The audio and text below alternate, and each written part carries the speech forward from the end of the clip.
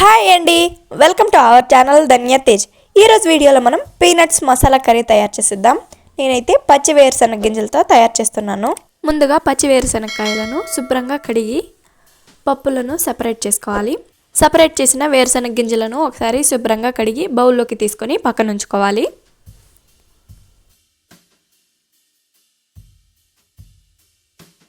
Mixer jar తీసుకుని mixer జార్లో అర టీ స్పూన్ గరం మసాలాను వేసుకోవాలి. 1 టేబుల్ స్పూన్ ధనియాల పొడి, 1 టేబుల్ స్పూన్ కారం వేసుకోవాలి. కారాన్ని మీ రుచిని బట్టి కూడా అడ్జస్ట్ చేసుకుని వేసుకోవచ్చు. అర teaspoon Kashmiri red chilli కారాన్ని వేసుకోవాలి. కాశ్మీరీ రెడ్ చిల్లీ కారం వేసుకోవడం వల్ల కారం ఉండదు, కలర్ బాగా వస్తుంది. అర టీ స్పూన్ పసుపు, 1 టేబుల్ స్పూన్ వాము వేసుకోవాలి. వామునైతే అస్సలు స్కిప్ చేయొద్దండి, వాము మరింత టేస్ట్ని ఇస్తుంది ఈ కర్రీకి. సన్నగా కట్ చేసిన 3 టేబుల్ స్పూన్ల పచ్చి కొబ్బరి ముక్కలను వేసుకోవాలి. 5-6 జీడిపప్పులను వేసుకోవాలి. కొద్దిగా నీళ్ళను యాడ్ చేసుకుని స్మూత్ పేస్ట్గా గ్రైండ్ చేసుకోవాలి. చూడండి, మసాలా పేస్ట్ని వీడియోలో చూపిస్తున్న విధంగా గ్రైండ్ చేసుకుంటే సరిపోతుంది. గ్రైండ్ చేసిన మసాలా పేస్ట్ని పక్కన ఉంచుకోవాలి. కడాయి పెట్టి కడాయిలో 3 టేబుల్ స్పూన్ల నూనెను వేసుకొని హై ఫ్లేమ్లో వేడి చేసుకోవాలి.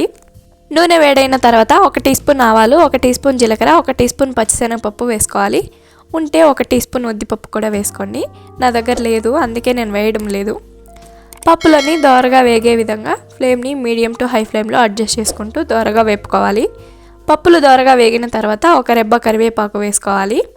1 టేబుల్ స్పూన్ అల్లం వెల్లుల్లి పేస్ట్ వేసుకుని 1 మీడియం సైజు ఉల్లిపాయను సన్నగా కట్ చేసుకుని వేసుకుని అల్లం వెల్లుల్లి పేస్ట్ పచ్చివాసన పోయి ఉల్లిపాయ బాగా వేగేంత వరకు వేపుకోవాలి. ఫ్రెష్ అల్లం వెల్లుల్లి పేస్ట్ ఇంట్లోనే ఎలా చేసుకోవాలో మన ఛానల్లో వీడియో ఉందండి. మీకు ఇంట్రెస్ట్ ఉంటే వెళ్ళి మన ఛానల్ని ఓపెన్ చేసి చూడండి.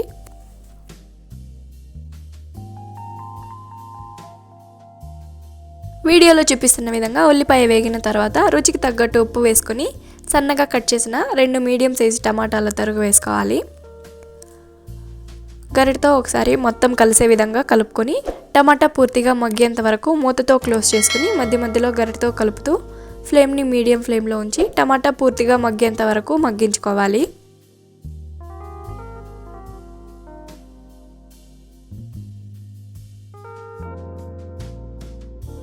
టమాటా వీడియోలో చూపిస్తున్న విధంగా మగ్గితే సరిపోతుంది. మనం ముందుగా గ్రైండ్ చేసిన మసాలా పేస్ట్ని మొత్తం వేసుకోవాలి.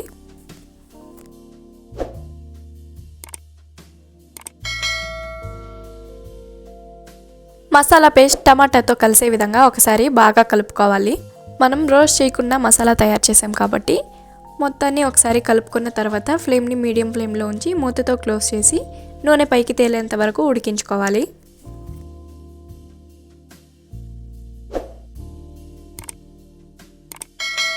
చూడండి, మసాలా అయితే బాగా వేగిపోయింది. సైడ్లో లైట్గా ఆయిల్ వదులుతుంది చూడండి.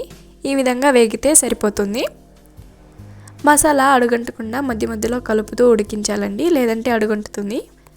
మసాలా ఉడికిన తర్వాత మరోసారి మొత్తం కలిసే విధంగా ఒకసారి కలుపుకోవాలి. పచ్చి వేరుశనగ గింజలను వేసుకొని మిక్సర్ జార్లో కొద్దిగా నీళ్ళను వేసుకొని వేసుకోవాలి. మసాలాతో వేరుశనగ గింజలు బాగా కలిసే విధంగా కలుపుకోవాలి. కొద్దిగా నీళ్ళను వేయడం వల్ల మసాలా కాస్త లూజ్ అవుతుంది, వేరుశనగ గింజలకు బాగా పడుతుంది.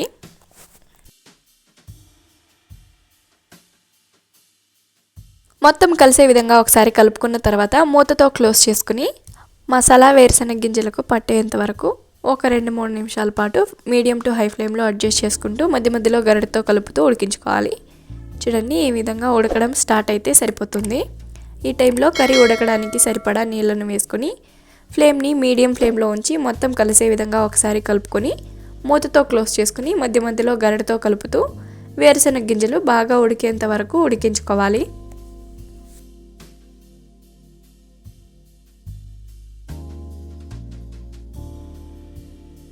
చూడండి, వేరుశనగ గింజలు అయితే బాగా ఉడికిపోయింది, నూనె కూడా పైకి తేలుతుంది. సన్నగా కట్ చేసిన కొత్తిమీర తరుగు వేసుకొని మొత్తం కలిసే విధంగా ఒకసారి కలుపుకొని సర్వింగ్ బౌల్లోకి తీసుకొని రైస్తో కానీ చపాతీతో కానీ దేంతో అయినా సర్వ్ చేసుకోవడమే. ముద్దతో అయితే మరింత టేస్టీగా ఉంటుంది. మీరు ఇదే ప్రాసెస్ని ఇంట్లో ఉండే ఎండు వేరుశనగ గింజలతో కూడా చేసుకోవచ్చు. ఎండు వేరుశనగ గింజలతో చేసుకోవాలనుకుంటే ముందుగా వేరుశనగ గింజలను ఒకసారి శుభ్రంగా కడిగి బాగా నానబెట్టుకోవాలి. వేరుశనగ గింజలు నానిన తర్వాత కుక్కర్లో కానీ కడాయిలో కానీ ఉడకబెట్టుకొని ఇదే ప్రాసెస్లో చేసుకోవచ్చు.